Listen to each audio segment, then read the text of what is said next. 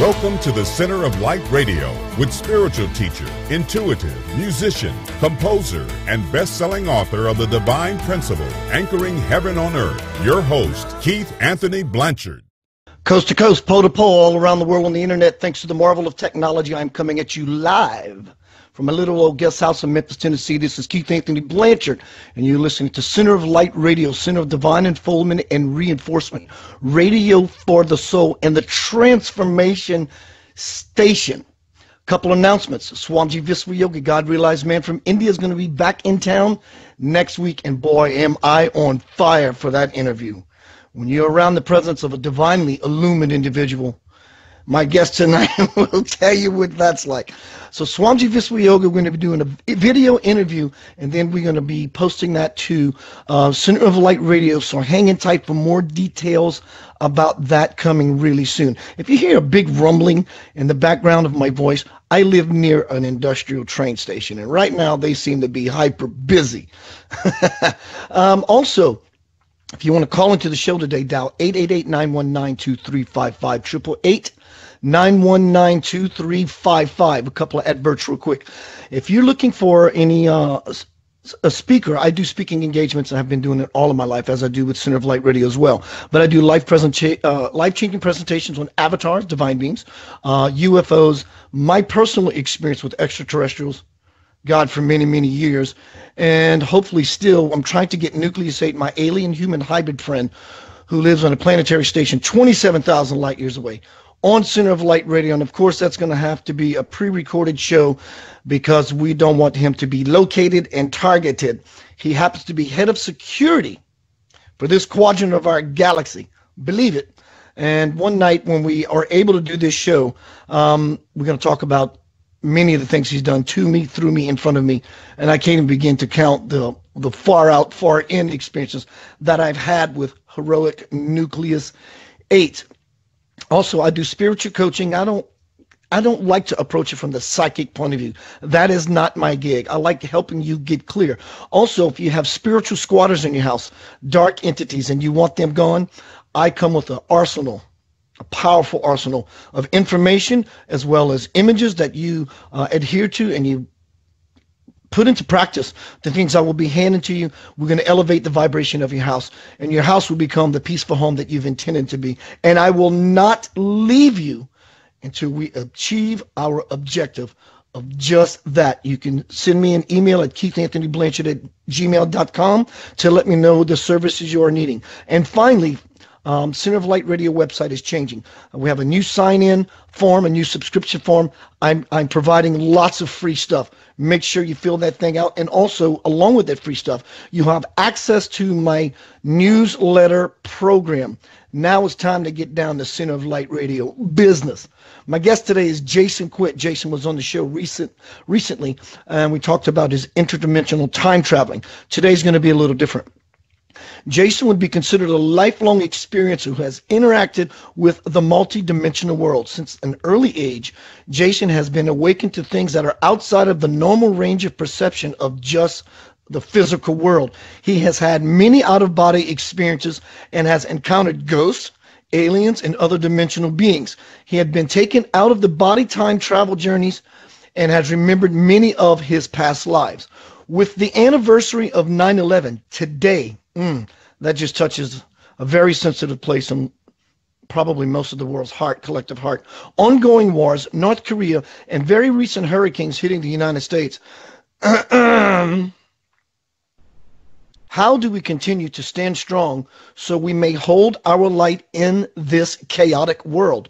Jason is going to discuss his personal experiences and what he has learned from his lifetime of studying, teaching, and practicing many modalities of energy medicine, shamanic journeys, and Qigong. When we go through traumas, personal or collective, we lose a piece of ourselves to that wound. Through healing, we can reclaim that missing piece so we can stand in our power again. And you can find more about this phenomenal guest on Center of Light Radio, and he's really kicking butt in the field of spirituality all over the world. You can find him more at www.thecrystalsun.com. Welcome to Center of Light Radio, Mr. Jason Quitt. Well, thank you for having me again, Keith. It's always a pleasure speaking with you. And yes, it's the anniversary of 9/11, and I think we've been living in a perpetual state of terror ever since. There's been constant war, there's been constant trauma going up all over the world, and it's almost like we're living with this stress within us on a day-to-day basis. And not only that, is we can't escape it. If we turn on the TV, if we pick up a newspaper, or even if we go to a coffee shop with friends, usually the topics surround some pretty awful things that are going on around the world ever since this anniversary of 9/11. And I would say that this is not very uncommon. I think we've been going through this even before 9/11, but since it's the anniversary today, and so many people's lives were changed on that day. And I think it's one of those moments in your life where were you on that day? How did you know? How did you experience it? And how did you feel? And I remember when, I don't even know how I got the message. It's almost like it was just already on the TV. Everybody was already watching it. And we watched it unfold live on TV, which I think is a first. So we had millions and millions of people around the world literally glued to their television watching a trauma happening. So basically we're getting inflicted trauma just by merely watching it on the TV. And I think ever since then we've been walking with a wound, all of us, and it hasn't gone away. We haven't really let go and healed what has happened and what the outcomes of this chaos has done to us as a people, as a community, and as a state. And actually, I just spent the last month down in the States. In fact, I was very close to you. I spent a couple weeks in Tennessee and North Carolina, and then we went down to Florida. And many people don't know this, but every single year of my life, I basically have gone down to Florida. My grandparents were down there. And so ever since I was a baby, I would be down in Florida every single year. And I just spent 2.5 incredible weeks down in Florida in August. And just to hear that there's a hurricane, just to hear that there's going to be a natural disaster there, it gets your heart pounding, because it's almost like that's your home and you feel like you're being affected by that. So luckily, we left just in time, but I really want to go back there fast just to kind of see what has happened and if everything's okay where we stay down there. So there's been a lot going on recently. And even with North Korea and the stresses with North Korea firing missiles towards Japan or over Japan, I spend a couple months of my life every single year in Japan. And I'm going there very shortly again. So I could see right now this is affecting you and your energy. Oh, yes. Yeah, myself, just talking about this, Jason, it makes me, I'm becoming emotional. What happened in Houston, now in Florida, the anniversary of 9/11, it's like it's hard to contain all this in a wounded heart. It's like I want to explode out of being pissed off. I want to explode my compassion to do something about all these events that are just taking place. Some of them, as you mentioned, are natural, and some of them, though we're not going to go political, I think most of the people realize, and that's what makes it hurt even more, that some of this stuff is fabricated. Well, I'll just say that Nikola Tesla, over 100 years ago, invented technology to control the weather. And he demonstrated this. There's even newspaper articles written that he would end all naval warfare because he had devices that can create tsunamis in the middle of the ocean that can wipe out any ship, any airplane that would come from overseas, he can create hurricane winds. And this was over 100 years ago, and it was demonstrated. So if this technology existed back then, just think of what they have today. So when you sit back and you watch such a traumatic weather system come in, you know that they do have the technology to actually increase it or decrease it. And it just has to do with which type of frequencies are being broadcast in the upper atmosphere. It's all it takes. So, you know, I kind of always go back to the Shakespeare quote that all the world's a stage and we are merely players. And we're basically being pulled in all directions by our emotions, and we are affected emotionally. You know, someone could say, oh, you're not, you know, spiritually enlightened enough because you're still feeling emotions. I think it's the complete opposite. I think it's the emotions that make us who we are, and we need to feel those emotions to navigate this world. That's what life is. You know, so it's not something that we could push away. But the thing that is really messed up about all of this is the amount of fear. In fact, you know, if we're historians and we look back at this time period of our lives, you know, from the beginning of 2000, this would be known as the time of terror. You know, we're fighting wars everywhere. You know, we're constantly being shown graphic things of how this world. I mean, there's fires on the other side of the U.S. right now. You know, flooding on the other side. So we're going through some pretty traumatic stuff, and it's this fear, this terror that we've been holding with us, that is actually affecting us at a very deep spiritual level. Jason, do you also think that because of the fires, because of the hurricanes, we can sit here and all we want and blame and point finger at the powers that be if they are fabricating this stuff. But really, to get back to our personal power, it's to see that regardless of they or whoever or no one ever is doing, the fact that these events are happening, or a mirror image of the collective that is being squeezed out of us by the divine, who's wanting to clear up all this smog and that's choking the human heart so we can dissipate it, so we can get on with our anchoring heaven on earth prophecy life. Yeah. Well, it's the great mirror. Right. We are the great mirror. So everything that we hold, and we're not talking just about personal, we're talking about collective as a human species. What we hold within us is reflective in our environment and how events will unfold, not only in our own personal lives, but in, I would say, the future of the race. Now, you know, we've been getting a little crazy recently. I mean, you know, even in the UFO conspiracy world, this past couple of years has kind of been a little insane. You know, there's a lot of feelings being hurt. There's a lot of people outing people, and even politically, you know, with Trump and North Korea, and, you know, just the economics of all of this, our minds are going to some dark places.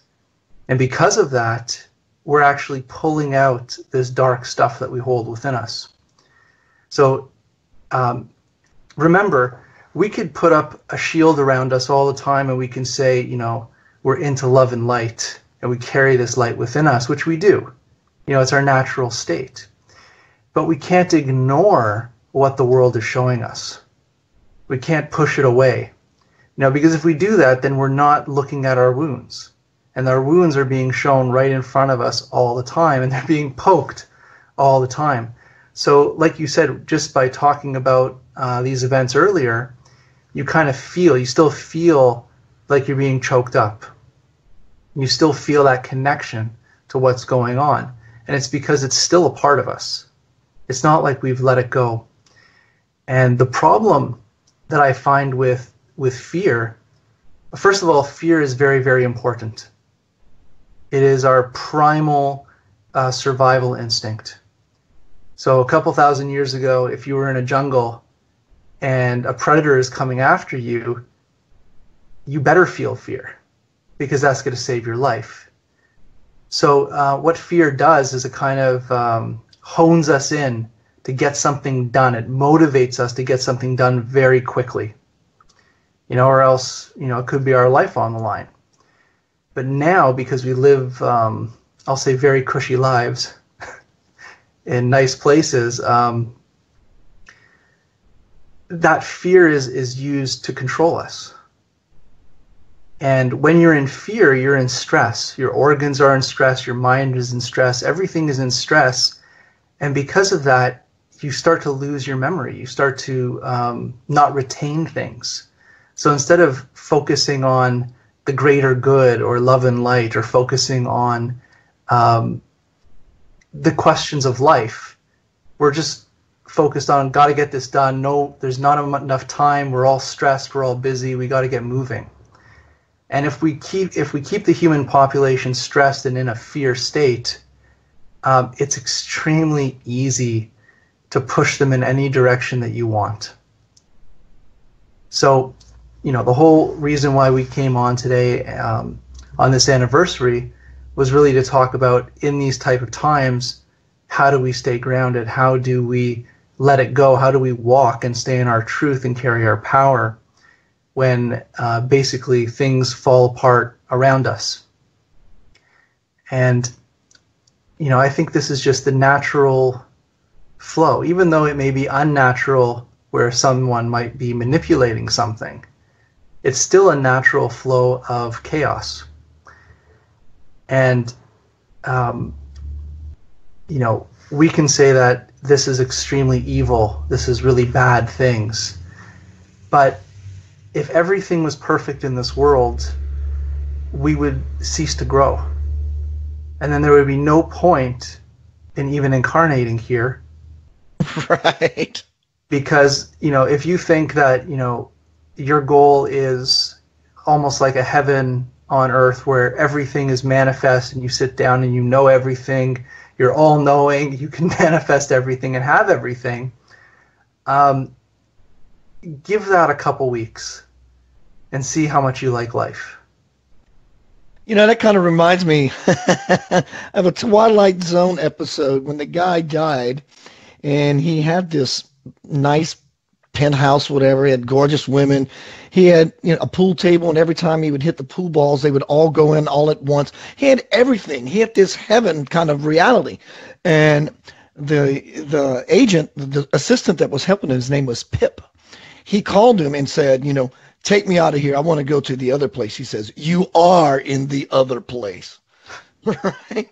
I totally agreed. So if we have everything the way we want it all the time, what next? It's like someone said, if you believe in Jesus, that you die, you're going to sit with Jesus on a park bench. What next? What do we do? I mean, do we work and do we play? I mean, totally agreed. It would get pretty boring pretty quick.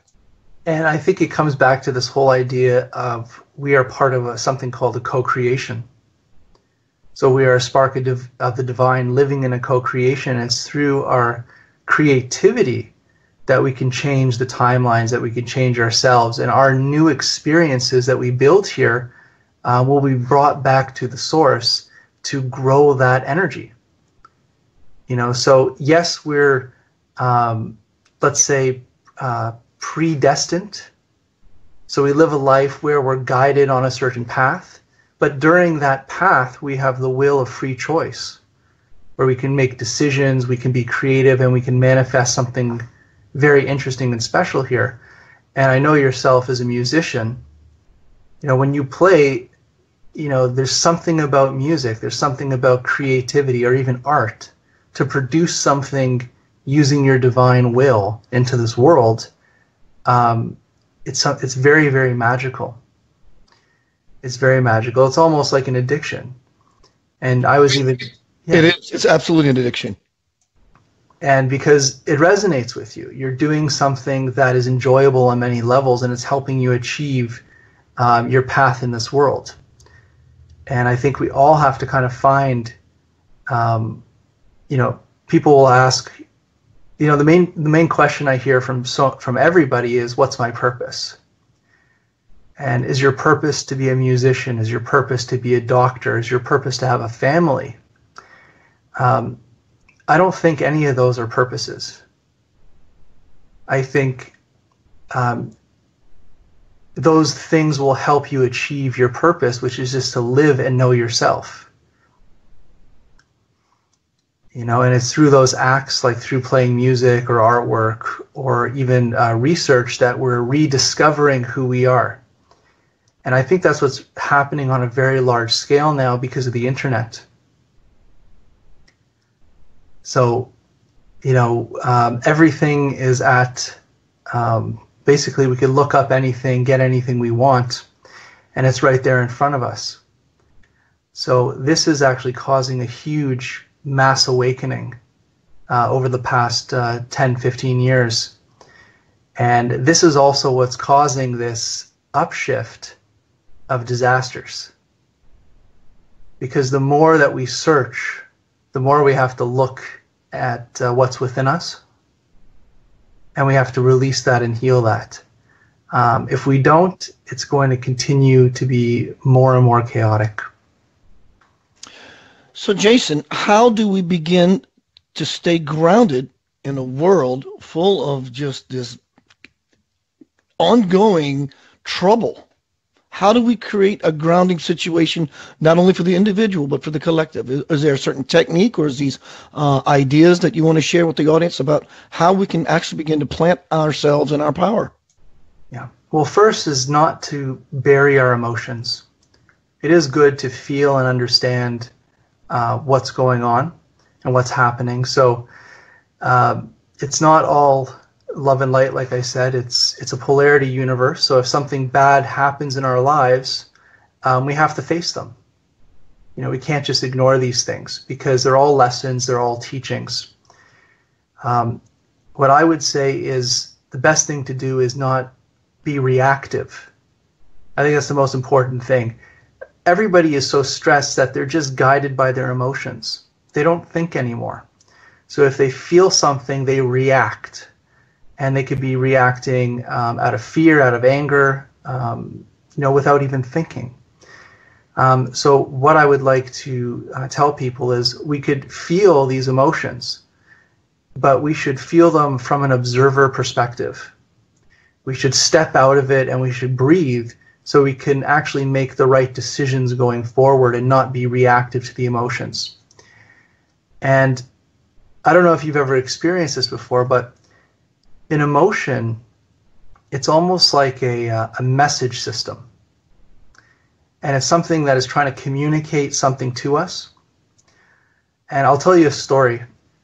When I was first starting to do healing work, you know, to be a healer, it's almost like all you want to do is help somebody, right? That's the only thing you want to do when you become a healer is just help.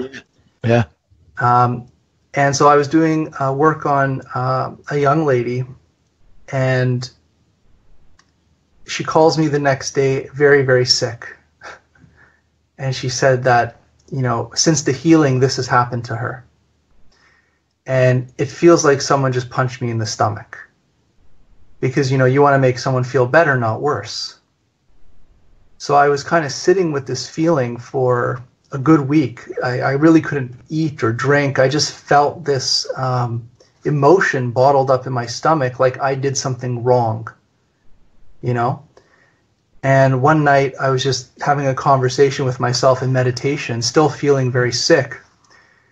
And it came to me that this person had to release this issue, and it had to manifest this way at this point in their life, or else if it wasn't dealt with, it would be much worse later on in her life.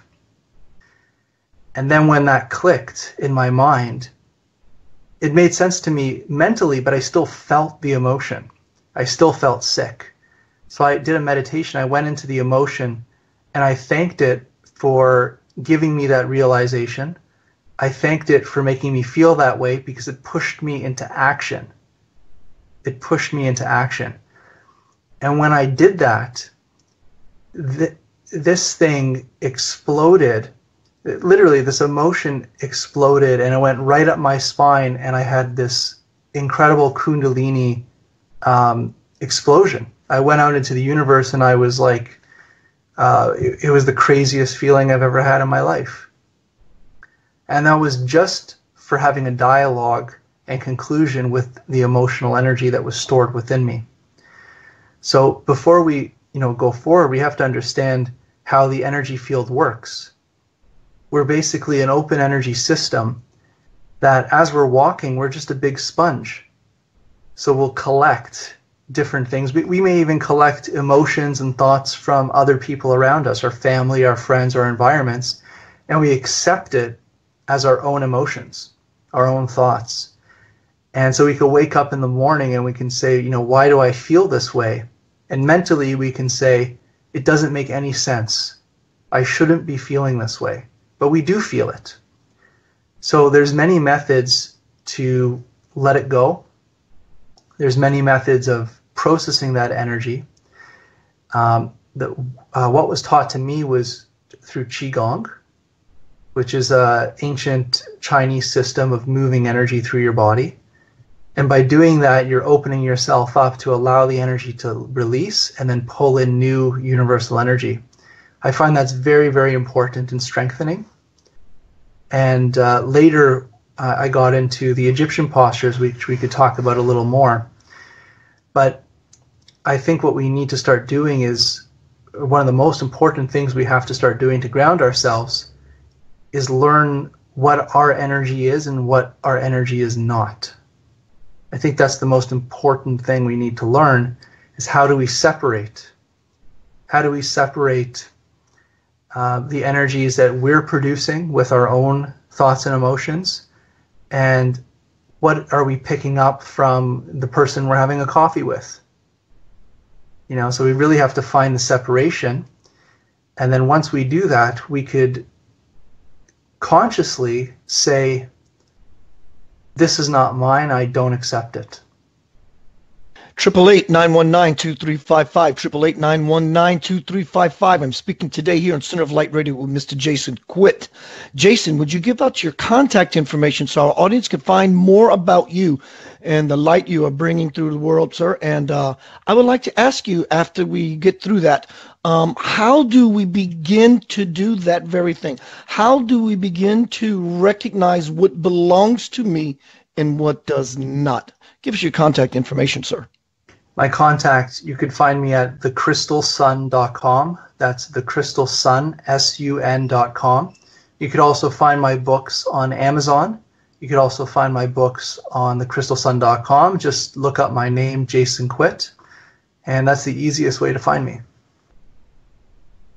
So, Jason, how does a person begin to go about the process or the unfoldment to discovering what energy actually belongs to them and what other energy is actually might be them being an empathic in that particular moment and realizing, hey, this doesn't belong to me? Because I know it, as you mentioned, it's very seemingly real.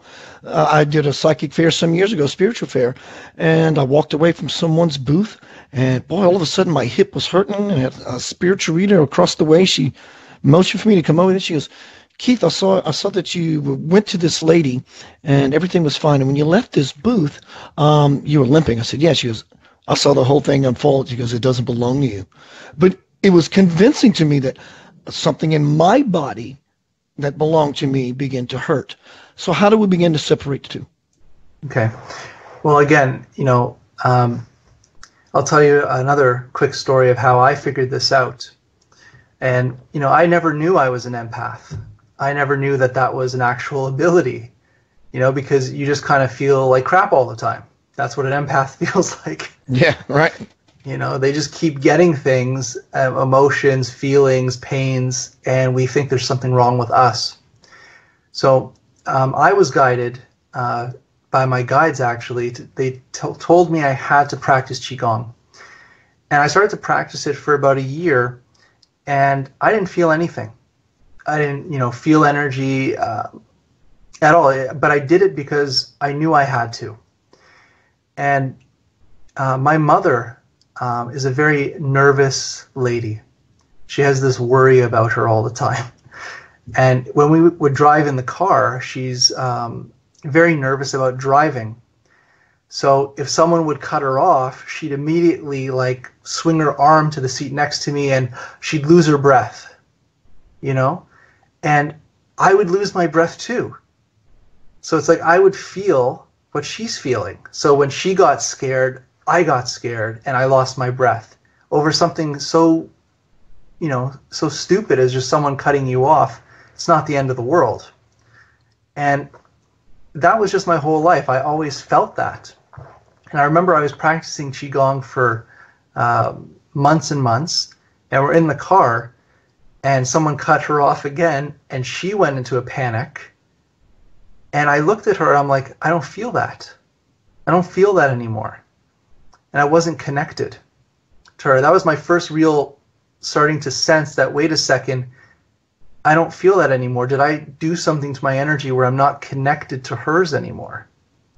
So that was a real kind of shift in my awareness. And it has to start with some type of spiritual practice. It just doesn't come overnight. The first thing is understanding that it is possible, that is what's actually occurring as we're picking things up from other people. And then what we have to do is we have to strengthen our own energy. Because right now, our energy fields, they're being pulled in many, many directions. And because our energy is being pulled and manipulated constantly, we don't know who we really are. We've forgotten of where we came from, what our abilities are, our past lives. We've forgotten all this because our energy field is being pulled in so many different directions. So what we have to do is we have to meditate and just clear our minds and breathe, and then do a spiritual exercise like the Qigong where we're pushing energy out, pulling energy in. And by doing this, we start to sensitize ourselves to our own energy field. It took me about a year where I can feel energy going between my hands. It felt like two magnets pushing each other. And then when I continued to practice, that energy, that feeling, started to go up through my arms and then into my body. So I started to get a feeling of that's my energy going through my own body. And then I started to feel the energy outside of my body, like you're in a bubble. And when you go into different environments, you can feel how the environment is manipulating or affecting your energy field. And it's through that then we start to see, okay, when I go to this shopping mall, I get these feelings and I feel sick. So then when I come home, I have to clear that energy off of me and get back to who I am. You know, think about it like this. You're a big sponge. And you get up every day, you shower, but you still have your energetic energies or toxins connected to you. You go to work, you go through your day, and more things happen to you, and you're adding to your sponge. All right? And then you go home at night, and you lay in bed, and you're taking all that energy from the day, and you're actually putting it in your bed with you. And then you wake up, and you go back to work, but in your bed, there's still that energy from the days before. So you start to get restlessness, you start to feel sick, you start to feel fatigued and tired because you're not processing energy properly. It's not going through you, so you're just collecting it. It's almost like every day you wake up, you put on a new winter coat. So Jason, you're saying that when a person begins a meditative practice, they begin to identify with their own signature vibration. And once you begin to know yourself and how it feels to be the authentic you, that whenever something comes into your field that is not, you immediately begin to feel the barrier between you and said person who may be overlaying energy on you. Correct. Beautiful. Absolutely. And it's through that knowledge. So, for example, I could be sitting across from a friend, and I could start to feel what's going on in their body. So I start to read them or pick up what's happening to them. And I could either accept it as my own, and then it's stuck within me and I take it home with me. That's one reality I can do. The next reality I could do is, as I'm speaking to that friend, I could recognize that this is an issue that this person is carrying. And this person is now projecting that wound that he's carrying to you because he needs help. But he's unaware of that help. So energetically, there's a communication happening. And then I could just be speaking to him normally, but in the back of my mind, I'm working and processing that energy, and suddenly I feel it release from me, and I know it's released from them. And I think that's where we all have to be. We have to be able to feel. And it is a feeling. You know, it's not like a voice in my mind saying, this person has this. It's never like that. It's always like you sit in front of somebody or even tune into them from a long distance, and then you can start to feel what's going on around them and inside of them. And once you feel it, then you could influence and process it. So the feeling comes first. Often, Jason, when I'm out in public, and I share this story often, when I'm out in public and I'm intermingling with people because I just went on a band break and I meet someone for the first time, and as I'm using all my faculties, my ears, my eyes, my ability to take in, my intuition, just all of that stuff, I often send out a radar. And I always trust what I get back, whether it's accurate or not. I trust it as if it was the truth. And when I begin to dialogue with this person for the first time, I find a pendant, the sound of their voice, a piece of clothing they're wearing, physical attributes, something that's very, very beautiful. And I begin to massage and appreciate and admire that quality of that person. And I begin to hyperfix and hyperfocus. And I take that into a space of my heart of just truly just digging what I'm experiencing. And I literally see God or their own divinity walk out of themselves, and it steps to the fore. And I see transformation happen in that person immediately. Is this sort of what you're saying? Is stepping back and stepping in and living, using your awareness from your heart space versus the monkey mind space of judgment, right and wrong, and what you think is happening? That's exactly correct. And, you know, it's beautiful that you're doing this because, like you say, it's a feeling. You know, so you're taking your attention and you're bringing it into your feeling, into your heart. And by doing this, you're allowing the process to unfold.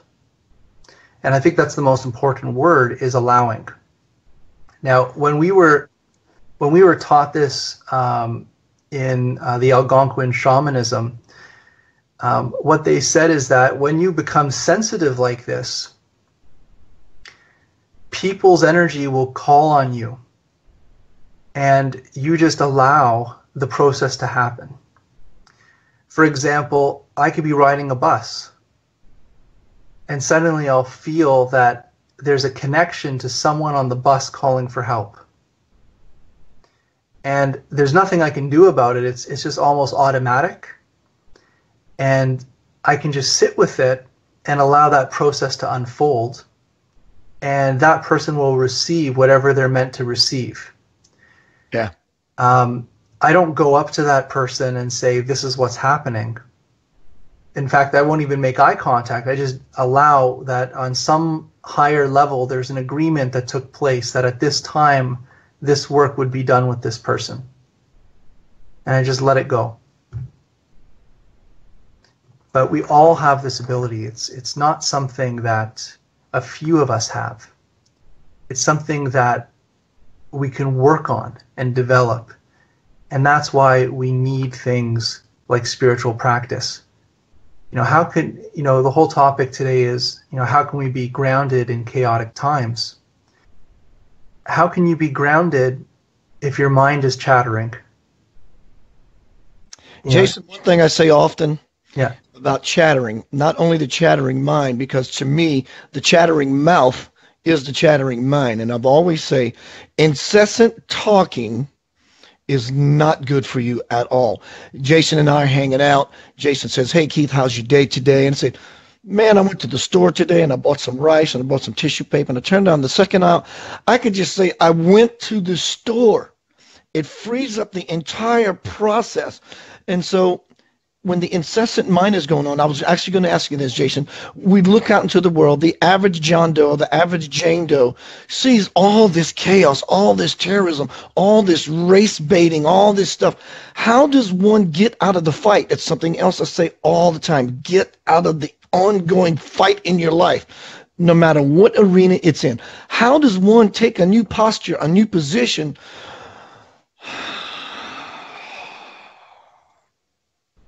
It's just an unfoldment process. Everything is unfolding unto itself. What would you suggest to help a person begin to get out of the duality? Because we're not seeking duality. We're already here. We want wholeness. So what would you offer in support of someone to help them get out of the monkey mind of living in the world of chaos, terrorism, and racism? Don't get drawn into it. It's as simple as that. And, there's so many modalities and things, but, the basis of it is don't get your attention pulled. All right. So you are an energy producing being. You are light. You are broadcasting frequencies out into the multi-universe, multi-dimensions. Now, if someone comes to you and starts to draw you into something, they're pulling your attention, which means they're pulling your energy. If someone is talking to you a mile a minute and trying to hold your attention on them, what they are doing is literally saying to you, my energy is being pulled so much that I need to pull your attention to me so I can be fed energetically. That's what they're doing. And if you allow that to occur, what you're doing is you're allowing yourself to open up to give the energy you're carrying to that person, cause, or thing. For example, on even Hurricane Irma, how many people were watching the live 24/7 live stream of the event on TV? Millions of people were watching that and putting their fear, putting their emotions into that TV, into that event. And the more people that do that will actually give more life to the situation. Because that's what you're doing. You're co-creating a reality. And if you're co-creating that reality with fear and anxiety, that's what you're planting into the world. It's funny you use that word plant, Jason. And again, another thing I always say passionately is we can water the weed or we can water the plant. And whatever one you give your attention to is the one that is going to blossom. And I understand people's intentions are fabulous. It's gorgeous. It's divine. Their intentions are, oh my God, this horrible thing is happening and I want to help by, see what's going on so I can continue to send prayer. But little do they realize they're adding to the conundrum of the problem. I see people all the time, Jason, all the time, and I'm sure you see it as well, post on social media. I just went to the doctor and we're not sure, but I think I might have this. And now we got everybody chiming in going, oh, my blessings to you, girl, or my friend. And everybody wants to help and everybody wants to support. But little do they realize you're supporting someone in said potential illness. Yes. And here's another thing is that many people like the wound. Oh, yeah, it creates a great amount of attention. And they don't want to give it up. Exactly. So what they're doing is they're using the situation or the wound that they carry to pull more energy towards them because that's what they like. And it may not even be a conscious thing. It's just a subconscious thing that they're doing. They're not bad people at all. But when you're focusing your life around a specific thing, what you're doing, it doesn't matter if it's positive or negative, you're feeding it. And it will grow. So the best thing to do is not give your attention to things that you do not want to manifest in your own personal reality. For example, if I start to feel a pain or a sickness come to me, immediately my mind will say, no, I don't accept this. This is not what I'm going to take on in my life right now. Dig that. And it's just gone. So we have to learn not only how to stay grounded, but control what we're going to take into our reality.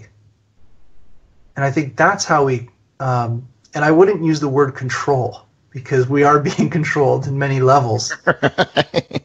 I would just say we're choosing our will. We're choosing our free will of how we're going to manifest our reality and experience our reality.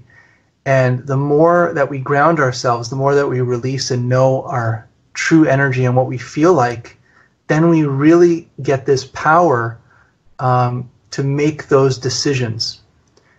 So remember, we have to talk about karma and destiny, and we're just drawn, and we're not, I don't want to say drawn, we're pulled in so many directions by the things that we carry, the way that we think, the way that we feel. We're being propelled down a path because of that. And we could have free choice along the way, but we're being pulled in a direction because of what we carry. So if we could let go of that, if we can let go of those things that are pulling us, then we can actually stay still in the present moment, take a breath, and say, you know what? I want to go this direction. And then the universe will support you. Speaking here with Jason Quitt today on Center of Light Radio, 888-919-2355. Jason, let me ask you this. Would you agree with the idea that one way someone can become grounded and move back into the authentic nature of their power is to accept responsibility that, like it or not, conscious or not, I've done something somewhere, somehow, that brought this hurricane, this mugger, this whatever into my life? Because when one accepts said karma and reflection, it takes on a new meaning, a new disposition entirely by accepting such responsibility. You got the right word. It's acceptance. So it's also acceptance and blame. So what you're saying is, because I did this in my past, this is happening to me and I deserve it. Yeah, right. And, that is very, very common. That is the way the mind kind of goes. But it's not all cut and dry. It is not all black and white. And we can actually accept our reality by creating this story, is basically what you're saying. Because of this story that I've created in my past, now I pay for it. Yeah, guilt always looks for punishment. But what are they doing to step out of it is the question. Yeah. So instead of looking for ways to step out of it, looking for ways of healing and closure and to release whatever is holding them in this pattern, they're just taking that story and say, well, I'm this way because of this, so leave me be. I like it here, don't bother me. And I think a lot of people feel that way. So Jason, as we continue to move down the timeline in our future, you being a multidimensional time traveler, have you experienced, of course, anything's possible, and it probably depends on what platform you project yourself, not you, but anyone who does time traveling or out-of-body experience, the platform you launch yourself from is likely going to bring you to said experience. But when you found yourself in a space of being clear and wanting to move into a future paradigm, a future timeline, do you have any idea what is likely in this? I'm not asking this to pigeonhole us, but what is likely going to happen to us in the near future about humanity's fate? Is this going to keep happening forever, or do we have we mustered up what we needed to make the changes that necessary so we can begin to live in a united family? That is a very difficult question, because the answer is very difficult for people to get. I would personally say that this type of conflict, this type of chaos in our world is the reason for our awakening. Okay, it's waking us up, and it's teaching us like nothing else. You know, as traumatic as what happened in Houston is, the beauty of unity that came out of it is amazing. So I'm thinking if we begin to unite, there would be no cause for these natural calamities. It's all about unity, and these things are making us unify. Yes, we need to unify. And I was actually driving through South Carolina during that time where all that was going on with the racism. You know, a couple weeks ago, I think it was Charleston, South Carolina. So I actually drove through there, going to my friend's place in North Carolina, and we were looking around, and there was police everywhere. There's just police everywhere. We're trying to figure out what's going on here, and then when you read the news, and you realize what was going on there. But I came to this conclusion a long time ago, is the reason we still hate is because we have to first hate ourselves. It just comes down to that. Right. And once you take that personal step to love yourself, you can't hate anybody. It's impossible, because everything's a reflection of your love. So, you know, for people that are still divided, it's just because they're not connected. And because they're not connected, then you have forgiveness and compassion for them, and you want to love them more, to help them, to unify, and to bring them closer to what the truth is, which is the reconnection to the source creator, whatever you want to call it, which is in all of us, and there is no division. So we have to, I think the real answer out of all of this is we have to learn how to love ourselves first. And it's a kind of crappy answer to someone who's troubled, who's dealing with self issues. But we do have to look at the mirror and understand that we're all the same, we're all connected, and it's through that unification in chaos that will bring us together. Unfortunately, that's the way things are set up right now. I've seen it many times in my life, Jason, especially when I was growing up before I got on this path, that I was living with the mindset, no heart. I was living in the outside world, and I was angry. And my world was just a reflection of all that inner stuff. And like you, we support people in making the choice to turn inward. And when you connect to your authentic self, you know, we thought our whole lives this is what seeing is. Oh, I can see pretty good, right? When you do this, you go, oh my God, is this what seeing is? And we begin to be motivated to expand our awareness peripherally and expand our awareness. And next thing you know, we have the ability to not only see but understand, but to feel that there is no disconnection to anything. And when you live from that kind of space, boy, life gets really, really juicy. Jason, we are at the top of the hour. Sadly, it flies like that.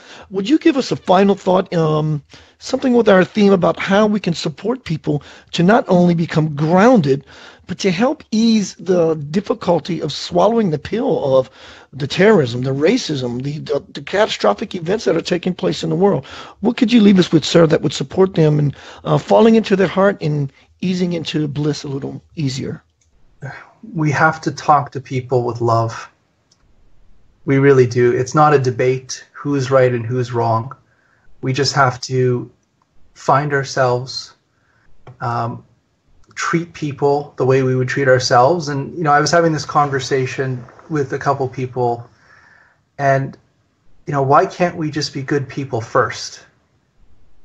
Right. Just be a good person and talk to people, because everybody, and I mean every single person you come in contact with, has problems. Every person is dealing with something. Okay? So if you come to them and you start to push their buttons or talk to them in a way that will push their buttons, it's not going to work. You're going to cause disconnection to them. So if you come with that compassion and know that they're that way because of that inner conflict that they're holding, then the only thing you could do is talk to them out of love. And that's where we really have to start, is just being compassionate and know that everybody is dealing with something, and we can't judge where they are in their life because we don't know where they've been and what they've gone through. What's coming down the pike for Jason Quitt? Well, right now I'm helping a good friend of mine, John D'Souza. He's putting out a book called The Clear Hears, which should be coming out next month. So I'm just helping him put that, finalizing that together. And, just continually traveling and teaching the Qigong, the Egyptian postures of power, and just being present with anybody that wants to talk to me. Dig that, Jason. You're always a phenomenal guest on Center of Light Radio. Appreciate you coming back, brother. Thank you. Thank you for having me. Brother, that door is always open to you. Thank you again. Everyone, Jason Quitt, one of my favorite people to interview on Center of Light Radio. He's doing his thing, man, and he's doing it to the hilt. Check this out. Tonight's broadcast was how to stay grounded in troubled times. Next week on Center of Light Radio, I have a very powerful lady. Her name is Scout Wilkins, and the title of her broadcast is Coincidence? Achieving Love and Optimism in a Crazy World. That's an alignment. You're going to keep you kind of fishing. No, it's not. It's an alignment that we had these two shows back to back. Thank you again for being here, Center of Light Radio, every Monday night, 6 p.m. Eastern Time. And I always say this because it's very valuable. It's very important to not only you, but to everyone around you and to the world that you live in. When you lay down at night, you have nothing better to do. Breathe. Well, Keith, I breathe all the time. Breathe on purpose. Breathe consciously. Taste your breath as you in and out it. And after about 10 or 15 minutes of that, you'll find yourself through the ceiling of thought. And you will be in the ocean of profound, deafening silence. Watch what happens to your life when you implement this practice ongoingly. You will get out of the struggle. You will get out of the fight. You will always water the plant and not the weed. Peace, love, and light to you. I see you next week. Have a good evening.